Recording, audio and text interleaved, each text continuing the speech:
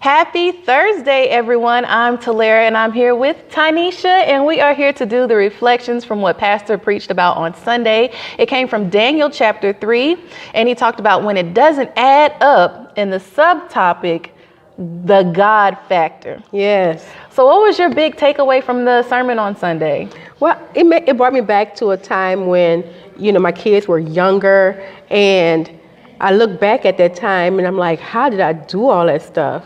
It just didn't add up. Mm-hmm. How did I work nights, bring them to school during the day, pick them up, work a detail at their school during the day, and get sleep at night and still be safe? At the time, I was a police officer, so I had these small kids and I'm just running all over the place. And now I'm like, how in the world did I even get through that? Now I know that was nothing but God that held me and guided me through all that, because I worked a dangerous job. Yes. And I, worked nights when they were young so I can be there for them during the day. So I'm trying to, then I was on a PTO and working in school at their detail, doing the traffic in the evening, had them in all these different things. And I don't know how that happened. But now I know it was because of the God factor. Because sometimes, one of the things Pastor said is sometimes when you're subtracting, then when you add God, it doesn't make sense. He talked about Shadrach, Meshach, and Abednego, how they were thrown in that fiery furnace, and when they looked in there, they said they saw 4 people. You know, it didn't add up, but because they didn't add the factor of God, that's when it didn't add up. But when you think about it, the factor of God is what makes it make sense. That's when you trust and believe in God. Yes. So you have to trust the God factor. For me, when I was thinking of some things in my life, so recently I decided I wanted to go back to school. I worked a job. I was an office manager, and at that point they were like, you're gonna have to pick. You gonna go to work, or are you gonna go to class? So I decided, you know what? I don't want to be here for the rest of my life. I'm gonna go to class. So I didn't have a job. Cadence was starting school, and at that time, it was $500 a month just for her to go to class. And then on top of that, she had after school care. I didn't have a job. I didn't have any money, just the outside money, but it worked out. When I say that semester was probably the best semester I've ever had in my life. The best semester I've had in my life. I was tired. I didn't have any money, but God made a way. He was the big factor in that. Was there any other thing that you took away from the sermon? Well, you just said it. God always makes a way. He makes a way out of no way. Yes, he does. I can remember, those times when my kid's dad, when he was really sick and in the hospital, I was in the police academy at that time, and I had this 6-month-old baby. And the oldest one was like 4 at the time, 5. And I had a husband in the hospital, and I'm in a police academy. It was nobody but God. No one expected me to make it through that. Yeah. No one expected me to go through, because the academy is not easy. No, it's not. It's physical, it's mental, it's a lot going on. And then I have my husband in the hospital, and I have these small kids. Ivory was just 6 months old. Wow. God makes a way out of no way. Yeah, he does. He will make that thing work out for you. Yes. I don't know how I did that one. There are so many instances in life where you probably have looked back and you're like, okay, there's no way I should have made it out of that alive. Yes. There's no way I should still be sane. I should still have my right mind. And then you think about everything on top of that, COVID, like even now, COVID. There's so many people who have lost their lives.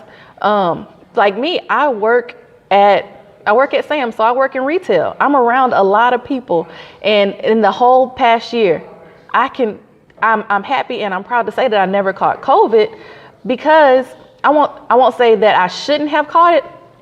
I very well should have caught it, but it was nobody but God. When I say I was around so many people, you don't know who's coming in and out of, the grocery store or out of stores, period. So I'm just grateful. I just feel so full that God kept me through that. Because like I said, so many people have lost their lives. Yes. How do you think this will challenge you going throughout the rest of the week? For me, I think that I just need to keep my focus on my focus. We know that we're going to have challenges. Yes. But if we just focus on God, I just always pray for the covering. Even if I'm just in the midst of my day, it just comes to my mind, just cover my family with the blood, cover Yes. my loved ones with the blood. Just keep your focus on the focus, because things are going to come. Oh yeah. I mean, he promised us that we're going to be all right, but things are going to come. It's how we handle those things. We just have to keep our focus on our focus, and our focus is him. He is the God factor. He is the factor. Yes. In everything. Right. He is the main factor. And when we keep him the number one, the factor, then everything else will fall in place. And that goes to the point where Pastor talked about checking your equation. So sometimes when you're out in life and you're going through things and you're going through a bunch, but you haven't quite added in God. Like sometimes you go through a lot of things and you don't realize you're going through it because you haven't put God in front of it. Yes. So once you're able to realize that, hey, I'm going through this, my life is not easy, troubles are coming, I have sick family members, my bills aren't being, I don't think I'm going to be able to meet my bills this month. My kids aren't listening to me. Your spouse isn't listening to you, and you feel all this pressure on you and you just feel weighed down. Just think about adding God to that. Because once you add God to the equation, you'll get this calmness. Yes. So I remember a few years ago, talk about God being in everything. The thought just kept coming to my mind, go get a carbon monoxide detector. And I just kept on going about my day. You're not thinking about, it just popped in my mind a couple of days later, go get a carbon monoxide detector. I'm just going about my day. So a couple more times it just popped in my mind, right? So finally I was like, let's go get this thing. I don't know why I keep, you don't think about it then. I don't know, something keep telling me to go get this carbon monoxide detector. Yeah. So we were at home one day and everybody was asleep. It's like 2:00 in the morning. India had just bought her a new car when we were all in the house together. And she in the garage cleaning her new car with the garage down. Oh no. With it on. No. Everybody's asleep. She said she started feeling lightheaded. She didn't know why. She wasn't thinking. Well, she went outside. She was about to pass out and all this stuff. She turned the car off. But we have a 2-story, so the carbon monoxide started rising up. The detector went off. Yes. Okay. We had to call the fire department. They said the whole place was filled. The levels were extremely high. Oh no. If I had not listened to the God factor. Yes. What I know now is the God factor. Exactly. We'll all be dead today. Yeah, thank you, Jesus. So when that something is telling you to do something, that something is the God that we serve, and He's telling us, this is what you need to do, because we wouldn't be here today. And yes, you have to listen to those. If it's something that keeps nudging you, you have to listen to that, because you don't want to end up on the back end of it and it go a different way, because you don't want to be like, okay, I know I should have done this, but then something else happens and you think back, I should have just listened to I that even tiny had a chance voice. to tell y'all about it. Exactly. Should have listened to the tiny voice inside of you, because that's nobody but God, the God factor, the discerning spirit. He's giving you what you need. We just need to be able to stop and listen. Yeah. Yes.